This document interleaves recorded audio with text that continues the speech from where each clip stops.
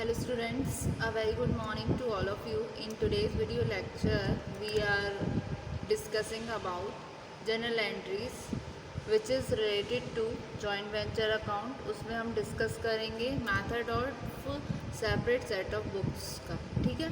इसमें आपके joint venture में आपके प्रॉपर मेथड है, जैसे आपके को वेंचर जो होते हैं किसी पर्टिकुलर टाइम पीरियड के लिए एक बिजनेस एस्टेब्लिश करते हैं, ठीक है। उसके रिगार्डिंग क्या क्या जर्नल एंट्रीज होती हैं।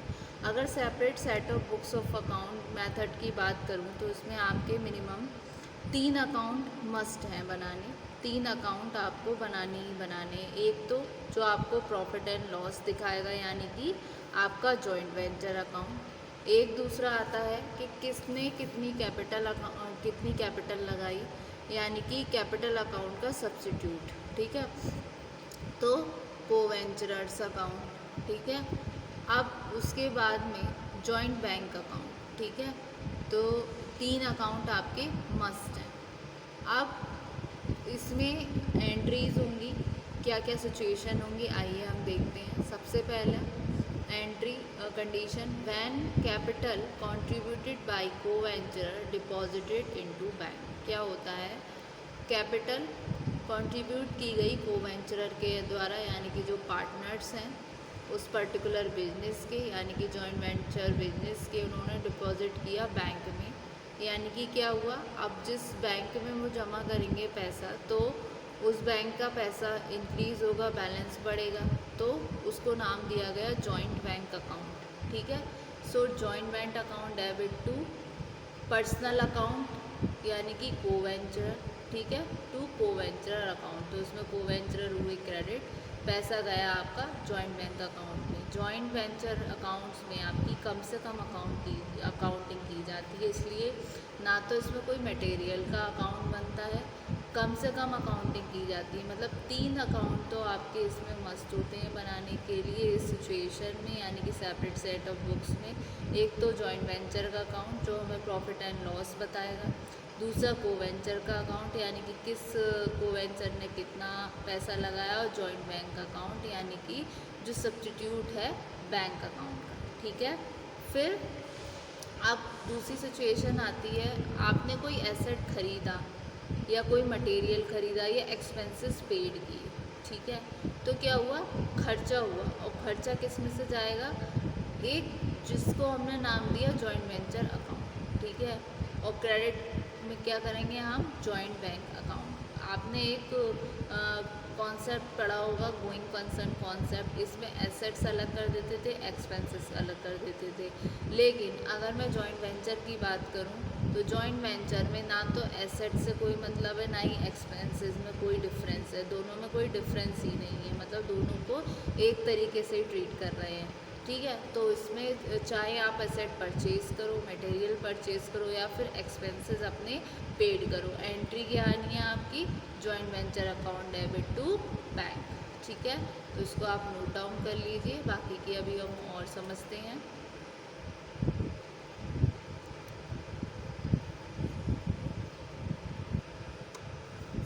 फिर नेक्स्ट एंट्री आती है स्टूडेंट, नेक्स्ट जो सिचुएशन आती है वो आती है जब एसेट सप्लाइड हुआ या मटेरियल सप्लाइड हुआ या एक्सपेंसेस पेड हुए कोवेंचरर के द्वारा। यानी कि ऐसी सिचुएशन आती है जहां कोवेंचरर ने 1 लाख रुपए की कैपिटल लगाई है, लेकिन उसको 10,000 रुपये भी अपनी पॉकेट से देने पड़े। तो उसने अपनी पॉकेट से पेमेंट किया, तो यानी कि कोई भी एक्सपेंसेस जो पेड हुआ कोवेंचरर के द्वारा, तो अभी उसने 1 लाख रुपए की तो कैपिटल लगाई है, 10,000 रुपये का उसने अपनी पॉकेट से पेमेंट भी कर दिया, तो अब उसकी कैपिटल कितनी हो गई, 1,10,000, ठीक है। सो इसमें एंट्री होगी आपकी joint venture account debit to coventurers account, यानी कि जिसकी पॉकेट से पैसा गया उसको किया गया क्रेडिट।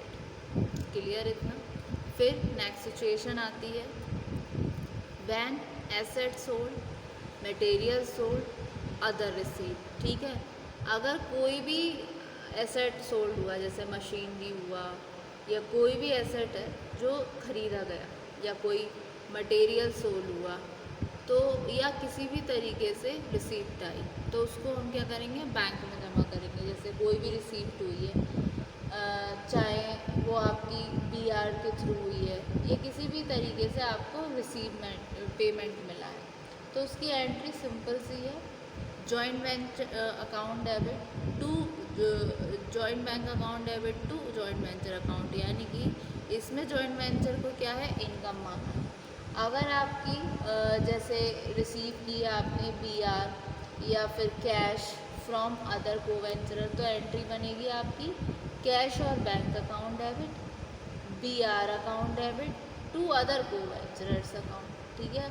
या फिर आप रिसीव करोगे कोई कैश या बिल्स रिसीवेबल किसी परचेजर से, तो सिंपल आपकी एंट्री बनेगी कैश और bank account debit, BR account debit to purchaser account. अगर कोई डिसकंटिन्यू होगा बिल का, तब भी ऐसी एंट्री बनेगी आपकी कैश और bank account debit, discount account debit to BR account, ठीक है। इस तरीके से जब भी कोई एसेट सोल्ड हुआ, मटेरियल सोल्ड हुआ या अदर रिसीव, ठीक है, ये एंट्री बनेगी। फिर नेक्स्ट एंट्री आएगी आपकी, जब भी आपने कोई असेट टेकन ओवर किया, मटेरियल टेकन किया, रिसीप्ट टेकन हुआ को वेंचरर के द्वारा, ठीक है, तो क्या एंट्री आएगी इसमें, डेबिट द रिसीवर, ठीक है, तो co-venturers account debit to joint venture account, ठीक है ना। वैन कोई असेट्स टेकन है या मटेरियल टेकन है या रिसीव टेकन बाय को वेंचर, तो जो रिसीव करेगा वो डेबिट होगा और बाकी उसको पैसा कम देना पड़ेगा को वेंचर को, ठीक है। सो to co venture account, clear इतना। नेक्स्ट एंट्री आती है, अगर किसी भी तरीके की नॉर्मल लॉस होता है, अब नॉर्मल लॉस होता है तो सिचुएशन में कोई भी एंट्री नहीं बनी, क्योंकि इसमें हम कम से कम अकाउंटिंग करते हैं। स्टार्टिंग में ही मैंने बताया था, जब भी कोई मटेरियल परचेज़ करेंगे या कोई एसेट परचेज़ करेंगे तो कोई मतलब नहीं होता है, कोई भी डिफरेंस नहीं होता आपके एसेट के बीच में, आपके एक्सपेंसेस के बीच में, ये सबको सेम सा ही मानते हो, सेम ही एंट्री होती है joint venture account debit to joint bank account. उसी तरीके से अगर किसी भी तरीके का नॉर्मल लॉस हो जाता है, अब नॉर्मल लॉस हो जाता है जैसे टूट फूट हो गई, चोरी हो गई, कुछ माल जल गया, कुछ भी हुआ, तो उसमें कोई भी एंट्री नहीं होगी, क्योंकि हम मिनिमम अकाउंट बनाते हैं। मशीन परचेज़ की है तो उसको हमने एक्सपेंस पहले ही मान लिया है, इस वजह से इसमें कोई भी एंट्री नहीं होगी रिगार्डिंग किसी भी तरीके के लॉस के, चाहे वो आपका नॉर्मल लॉस हो, आपका अब नॉर्मल लॉस हो, ठीक है। फिर नेक्स्ट एंट्री आती है, अगर आपका जॉइंट वेंचर अकाउंट शोज़ करता है प्रॉफिट, तो प्रॉफिट शो कब करेगा, जब आपकी क्रेडिट की अमाउंट ज़्यादा होगी, ठीक है, तो एंट्री बनेगी आपकी joint venture account debit to co venture account. ये तो सिचुएशन हुई जब आपका जॉइंट वेंचर का अकाउंट शो करेगा प्रॉफिट, लेकिन क्या होता है अगर आपका जॉइंट वेंचर का अकाउंट शो करे लॉस, तो इसकी बनेगी reverse entry in case of loss. फिर क्या हो जाएगा, को venturers account debit to joint venture account, just इसकी ऑपोजिट होती है रिवर्स एंट्री, ठीक है। अब प्रॉफिट एंड लॉस जो भी है वो शो हो गया। अब क्या करना है, अभी हमें फाइनल सेटलमेंट करना है अकाउंट्स। अब प्रॉफिट है या कोई नुकसान है उसका फाइनल सेटलमेंट करना है, ठीक है, तो क्या एंट्री बनेगी, co-venturers account debit to joint bank account. कोई सिचुएशन ऐसी आती है जैसे अगर लॉस हुआ या कोई को वेंचरर के पास ज़्यादा पैसा चला गया, किसी केस में, मतलब हमेशा ज़रूरी नहीं है हर केस में ही ऐसा हो, तो इसकी जस्ट ऑपोजिट एंट्री बनेगी, जस्ट रिवर्स। अगर किसी सिचुएशन में मतलब फाइनल स्टेटमेंट सेटलमेंट हुआ अकाउंट्स का, मतलब 2 लाख का में प्रॉफिट हुआ, उसके पास 2,20,000 रुपये पहुँच गए या 2 लाख एक्सिस अमाउंट उसके पास ज़्यादा पहुँच गई, तो अब हम सेटलमेंट करेंगे, उससे पैसा भी लेंगे ना अपना वापस, तो इस तरीके से इसकी होगी reverse entry, final settlement of accounts, ठीक है। तो ये थी स्टूडेंट कुछ एंट्रीज जो थी आपकी method of separate set of books में जॉइंट वेंचर, ठीक है। तो सेपरेट सेट ऑफ बुक्स में आपके 3 अकाउंट बनाने मस्ट होते हैं। एक तो जॉइंट वेंचर अकाउंट जो आपको प्रॉफिट एंड लॉस अकाउंट की तरह है, ठीक है। फिर दूसरा बनेगा आपका को वेंचरर्स अकाउंट, ठीक है। फिर आपका आएगा जॉइंट बैंक अकाउंट, ठीक है, जो कि बैंक अकाउंट का सब्स्टिट्यूट है।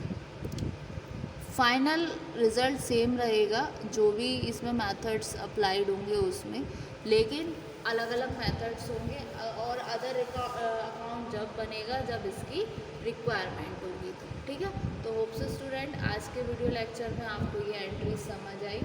एक बार मैं आपको इसको गो थ्रू कर देती हूँ जिससे आप इसको और नोट डाउन कर सको, ठीक है।